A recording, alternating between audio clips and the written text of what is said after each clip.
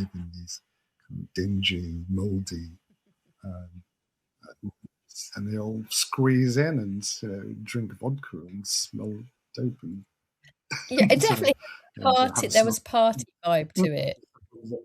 Yeah, I like the fact that it was so obviously posed and it had got an element of fun about it as well. I thought that was quite good because you think of today, photography today, and Gen Z. Are we on? I can't remember.